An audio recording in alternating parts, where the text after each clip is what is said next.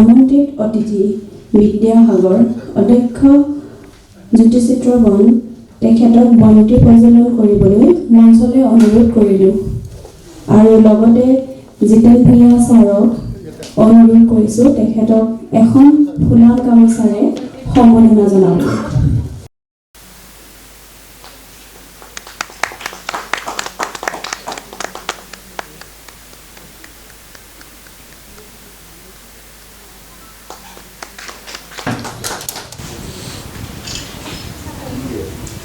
ধন্যবাদ। উপস্থিত সকলোকে ইংৰাজী নৱবৰ্ষৰ শুভেচ্ছা জ্ঞাপন কৰিছোঁ। অসমৰ সংবাদ জগতখনলৈ আজিৰ দিনটোৰ এক শুভবাৰ্তা পূৰ্বাঞ্চল লাইভ এটা নতুন channel, digital channel, portal channel উপলব্ধ হ'ব। তো মই আশা কৰোঁ এই পূৰ্বাঞ্চল লাইভৰ জৰিয়তে অসমত সিঁচৰিত হৈ থকা বিভিন্ন দিশৰ ওপৰত নিৰপেক্ষভাৱে যি বাতৰি, সেই বাতৰিসমূহ যাতে অসমৰ প্ৰতিজন ব্যক্তিৰ কাষলৈ যায়। প্ৰতিটো দিশতেই আমি দেখা পাইছোঁ যে ভাল বেয়া দুটা কথা সন্নিৱিষ্ট হৈ থাকে। এজন ব্যক্তিৰ যিমান ভাল স্বভাৱ থাকে তাৰ বিপৰীতে বহুখিনি বেয়াও থাকে। সংবাদ জগতৰ বৰ্তমান সময়ত সংবিধানৰ চতুৰ্থ স্তম্ভ হিচাপে কিছু কিছু বাৰ্তা প্ৰেৰণৰ ক্ষেত্ৰত বহু মানুহ অকণমান আক্ষেপ প্ৰকাশ কৰে। এই গোটেই কথাখিনি যাতে পূৰ্বাঞ্চল লাইভে দৃষ্টি ৰাখি বাতৰিসমূহ প্ৰকাশ কৰে। আচলতে আমাৰ সাধাৰণতে এনেকুৱা হৈ যায় যে প্ৰতিটো বস্তুৰ এটা ব্যৱস্থা থাকে। ন্যায়পালিকা বুলি এটা ব্যৱস্থা আছে। ন্যায়পালিকাই সাংবাদিকসকলে সংবাদ সংগ্ৰহ কৰে আৰু সেই সংবাদটো প্ৰচাৰ কৰে মানুহৰ মাজলৈ। আৰু সেই বাতৰিটো যদি কিবা ক্ৰাইম, কিবা এনেকুৱা ধৰণৰ বাতৰি যদি প্ৰকাশ কৰা হয়, তাৰ ওপৰত প্ৰশাসনে নিক্ষেপ কৰে, দৃষ্টি নিক্ষেপ কৰি ব্যৱস্থা গ্ৰহণৰ কাৰণে ন্যায়পালিকালৈ প্ৰেৰণ কৰা হয়। আৰু ন্যায়পালিকাই সেই ব্যক্তিজনক দোষী সাব্যস্ত কৰিলেহে আমি সেই মানুহজনক দোষী হিচাপে পৰিগণিত বা আমি মানি ল'ম যে মানুহজন ন্যায়পালিকাৰ ওচৰত দোষী বা এই কামটো দোষ কৰিলে। কিন্তু বহু ক্ষেত্ৰত সাংবাদিকসকলৰ এনেকুৱা হৈ যায় যে এজন ব্যক্তিৰ দোষীটো তেখেতসকলে বনাই পেলায় তাৰমানে। গতিকে এনেকুৱা ধৰণৰ বহুত আমি দেখা পাওঁ যে বহু মানুহ ফ্ৰাষ্ট্ৰেশ্যনত গুচি যায়। বহু মানুহ আত্মহত্যাও কৰিবলগীয়া হৈ গৈছে। যে দোষটো যেতিয়া বিচাৰলৈ গুচি যাব, ন্যায়পালিকালৈ যাব, দোষটো ন্যায়পালিকাই গ্ৰহণ কৰিব যে তেওঁ দোষী নে নিৰ্দোষী। গতিকে মই আশা কৰোঁ যে পূৰ্বাঞ্চল লাইভে অন্ততঃ এক নিৰপেক্ষ ভূমিকাৰে বাতৰি সংগ্ৰহ কৰি যদি কোনোবাই বেয়া কাম কৰিছে, সেই বেয়া কামটো খুব নিৰপেক্ষভাৱে প্ৰকাশ কৰি প্ৰশাসনৰ দৃষ্টিগোচৰ কৰিব লাগে আৰু প্ৰশাসনে ন্যায়পালিকাৰ ওচৰলৈ লৈ যাব আৰু সেই মানুহজন যদি নিশ্চিতভাৱে দোষী হয় তেওঁৰ ওপৰত ব্যৱস্থা গ্ৰহণ কৰিব। কিন্তু মানে বাতৰি সংগ্ৰহ কৰা ব্যক্তিজনে যাতে সেই মানুহজনক দোষী সাব্যস্ত কৰাই নিদিয়ে মানুহৰ ওচৰত। বহু তেনেকুৱা আমি নিউজ পাওঁ যে পিছত আমি সিদিনাখন এটা ধেমাজি কলেজৰ এটা নিউজ আপোনালোকে পাইছিলে, এগৰাকী প্ৰবক্তাক এনেকুৱা ধৰণৰ দোষী সাব্যস্ত কৰি দিয়া হ'ল, কিন্তু পিছত ন্যায়পালিকাই তেখেতক নিৰ্দোষী বুলি প্ৰমাণ কৰি দিলে। গতিকে সেই কথাবিলাক সেই সময়ত সেই মানুহজনক মই ব্যক্তিগতভাৱে তেখেতক ফোন কৰিছিলোঁ, লগ পাইছিলোঁ, তেওঁ মানসিকভাৱে ভাগি পৰিছিলে। কিন্তু ছাত্ৰ ছাত্ৰীসকলে ইমানেই ভাল পায়, ছাত্ৰ ছাত্ৰীসকলৰ মৰমৰ শিক্ষক এগৰাকীক তেনেকৈ এটা নিউজ যোৱাৰ লগে লগে তেওঁ মানসিকভাৱে ভাগি পৰিছিলে। পিছত ন্যায়পালিকাই তেওঁক নিৰ্দোষী। গতিকে এই গোটেই ব্যৱস্থাটো যাতে মই আশা কৰোঁ যে আজিকালি সৰু সৰু পৰ্টেল বহুত আছে, নিউজ আমি মোবাইল খুলিলে হাততে বহুত নিউজ দেখা পাওঁ। আৰু অসমীয়া ভাষাৰ যি সবলীকৰণ, যে স্বকীয়তা যি বৈশিষ্ট্য নিজস্বতা সেইখিনিও যাতে আমাৰ যিসকল সাংবাদিক কৰ্মী ইয়াত জড়িত হৈ থাকে প্ৰতিগৰাকীয়ে যাতে শুদ্ধ ৰূপত এই কথাবিলাক উপস্থাপন কৰিবলৈ প্ৰয়াস কৰে এই গোটেইখিনি দিশ সামৰি যাতে এই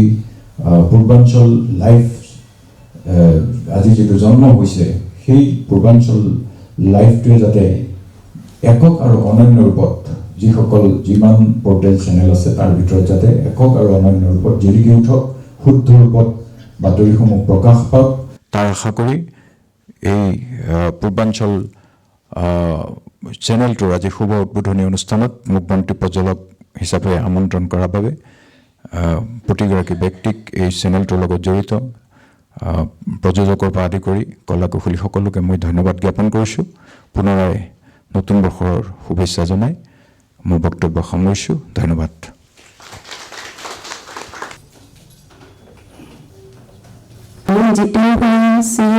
অৰুণোদয় অসম লগতে পূৰ্বাঞ্চল লাইভৰ সত্যভাগী ৰাজকুমাৰ জুৰিক আমাৰ মঞ্চলৈ আহিবলৈ অনুৰোধ কৰিলোঁ তেখেতলোকক দুখন ফুলৰ মঞ্চৰে সম্বোধন জনাবলৈ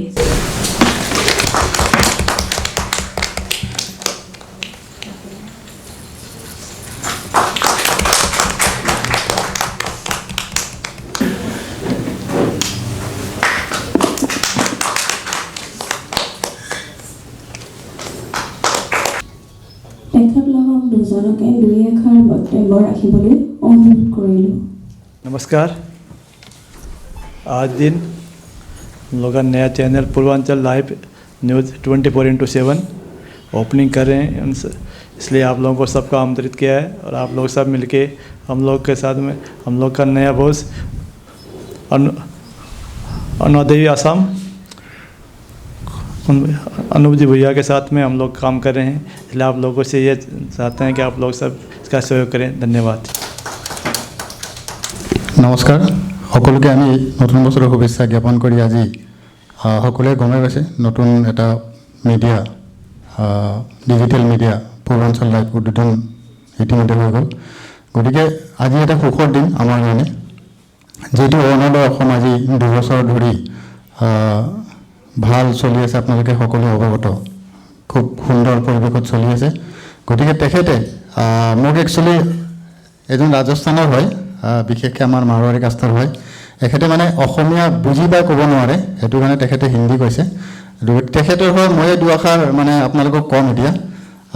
মোৰ কাৰণে বিশেষকৈ অৰুণোদয় অসমৰ সকলো কৰ্মকৰ্তাৰ কাৰণে এটা ভাল শুভ দিন আজি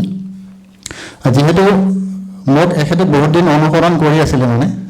মোৰ কৰ্মবিলাক চাই আছিল তেখেতে মোৰ ওচৰতে আছিল গতিকে বহুত দিন চোৱাৰ পিছত তেখেতে মোক প্ৰস্তাৱ এটা দিলে যে आपका साथ आपका तरफ अरुणोदय जैसे चल रहा है एक नया चैनल हम दोनों करेंगे तासुत मैं बहुत भावी चालू आमार অসমীয়া এটা কথা আছে মানে মাৰোৱাৰীৰ লগত বিজনেছত খুব যদি চলিব পাৰে মাৰোৱাৰীৰ লগত খুব ভাল এটা টাৰ্ম যদি কৰিব পাৰে খুব ভাল বুলি আমাৰ জেনেৰেলত মানে সচৰাচৰ কয় মানে বিজনেছ একচুয়ালি মাৰোৱাৰীৰ কাৰণে খুবেই হয় মই বহুত চিন্তা কৰিলোঁ মই ঘৰতে আলোচনা কৰিলোঁ তো সেইবিলাক আলোচনা কৰি যেহেতু ধৰক অৰুণোদয় অসম খুব ধুনীয়া সুন্দৰ পৰিৱেশত চলি আছে আজিৰ ডেটত গতিকে মই তেখেতক প্ৰস্তাৱ দিলোঁ তো তেখেতে আমি বহি আলোচনা কৰি এগ্ৰিমেণ্ট কৰিলোঁ কোৰ্ট এগ্ৰিমেণ্ট কৰিছোঁ এখেতে অনাৰ হয় পূৰ্বাঞ্চলৰ আৰু চোৱাচিতাৰ কাৰণে কমপ্লিট দায়িত্ব অৰুণোদয় অসমটো আছে লগতে পূৰ্বাঞ্চল লাইভটো এখেতৰ হয় গোটেই চোৱাচিতা সম্পূৰ্ণ দায়িত্ব মোক ডাইৰেক্টৰ হিচাপে তেখেতে মোক হেণ্ডঅভাৰ কৰিছে গতিকে এই আজি শুভ দিনত মই আজি খুবেই সুখী বুলি মই নিজকে ভাবোঁ যেহেতু ধৰক এনেকুৱা অফাৰ খুব কমেই আহে আৰু যেহেতু এখেতে অসমত মোটামুটি 18 বছৰমান থাকিলে না 22 বছৰ হৈছে অসমত থাকি কিন্তু অসমীয়া বুজি পায় কিন্তু ক'ব নোৱাৰে সেইটো কাৰণে এটা ধৰক এটা বেয়াও লাগে কিন্তু অসমত থাকি যদি অসমীয়া ভাষাটো নকয় এইটো আমাৰ এটা মানে দুখৰ কথা বুলি আমি কওঁ যেহেতু আমি ধৰক অসমত থাকিলে অসমীয়াটো জানিব বুজি পায় কিন্তু কিছুমানে হয়তো ক'ব বিচাৰে ক'ব নোৱাৰে সেইটো বাৰু বেলেগ কথা কিন্তু আজি শুভ দিনত মই ইমানেই কওঁ আপোনালোকে যেহেতু অৰুণোদয় অসমত আমাৰ বিশেষকৈ আমাৰ অৰুণোদয় অসমৰ যিখিনি সংবাদকৰ্মী আজি উপস্থিত আছে আৰু ৰাইজ উপস্থিত আছে তেখেতক আমি খুব ধুনীয়াকৈ এটা আমি আলোচনা আজি এটা বহিম আৰু আজি এই দিনত আৰু বিশেষ মই ক'ব নোখোজোঁ আমাৰ সংবাদদাতাসকলক এটাই ক'ম যে আপোনালোকে খুব সুন্দৰ পৰিৱেশত কৰি আছে যেতিয়া আৰু ভালকৈ আগবাঢ়ক আৰু অৰুণোদয় পূৰ্বাঞ্চল লাইভটো আজিৰ পৰা আৰম্ভ হ'ব আপোনালোকে যিহেতু এইটো ডিজিটেল মিডিয়া আজিকালি ডিজিটেল মিডিয়াটোৱে সম্পূৰ্ণ চলি আছে আজিকালি মানে মোবাইলৰ যুগ নেটৰ যুগ গতিকে মোবাইল খুলিলে সম্পূৰ্ণ বাতৰিৰ পৰা আদি কৰি সকলো মোবাইলতে পায় গতিকে মই ভাবোঁ মই এটা অৰুণোদয় অসমৰ অনাৰ হিচাপে বা পূৰ্বাঞ্চল লাইভৰ ডাইৰেক্টৰ হিচাপে মই ভাবোঁ মানে আজিকালি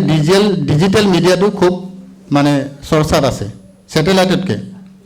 গতিকে সকলোৱে আপোনালোকে অৰুণোদয় অসমটো যেনেকৈ লৈছে আঁকোৱালি আপোনালোকে সকলোৱে পূৰ্বাঞ্চল লাইভটো আঁকোৱালি ল'ব আজি আমি দুই এজনক আমি পূৰ্বাঞ্চল লাইভৰ উদ্বোধনী অনুষ্ঠানত আমি ল'ব ID কাৰ্ড তেখেতসকলক অলপ দেৰিকৈ আমি দিম গতিকে আপোনালোকক আমি এটা অনুৰোধ জনাওঁ আপোনালোকে